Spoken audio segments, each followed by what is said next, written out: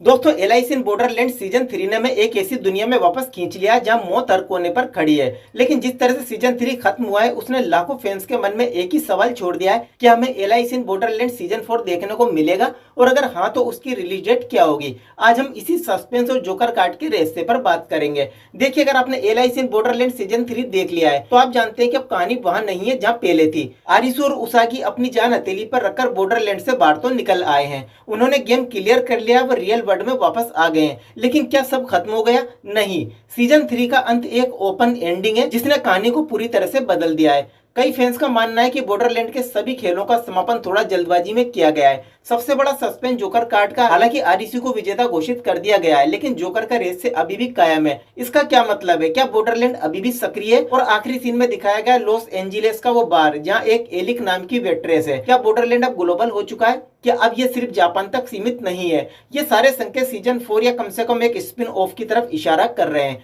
अब आते हैं सबसे महत्वपूर्ण सवाल पर, क्या नेटफ्लिक्स ने सीजन 4 को ऑफिशियली ग्रीन लाइट किया है? तो फिलहाल नेटफ्लिक्स या शो के मेकर्स की तरफ से एलआईसी इन बॉर्डरलैंड सीजन 4 के लिए कोई ऑफिशियल अनाउंसमेंट नहीं हुई है। यहाँ तक कि नेटफ्लिक्स ग्रीक अकाउंट ने सीजन 3 को फाइनल सीजन कहकर रेफर किया था, लेकिन फैंस और क्रिटिक्स दोनों की जबरदस्त मांग के बाद आगे की संभावनाएं काफी है। अब अगर पॉजिटिव साइन की बात करें तो सीरीज के डायरेक्टर शिशुके सातो ने खुलकर कहा है कि अगर मौका मिला तो वो इस फ्रेंचाइजी पर और भी आगे काम करना चाहेंगे। इसके अलावा आरिसू और उगासी ने भी ये इच्छा जताई है कि वे अपने किरदारों को दोबारा निभाना चाहेंगे। उगासी की प्रेगनेंसी वाला प्लॉट भी सीजन 4 में कहानी को आगे बढ़ाने का एक इमोशनल पॉइंट हो सकता है। अगर स्पिन ऑफ की संभावना की बात करें तो चूंकि ओरिजिनल मंगा की कहानी सीजन 2 के साथ ही खत्म हो गई थी, सीजन 3 एक ओरिजिनल कहानी थी। अब हो सकता है कि मेकर सीजन 4 के बजाय स्पिन ऑफ मंगा को अडॉप्ट करें जिसमें नई जगह और नए खिलाड़ी हों। अगर सीजन 4 की घोषणा हो भी जाती है तो हमें रिलीज डेट के लिए कितना इंतजार करना पड़ेगा? तो अगर हम पिछले सीजनों के बीच के अंतर को देखें तो सीजन 1 2020 और सीजन 2 2022 के बीच लगभग 2 साल का गैप था।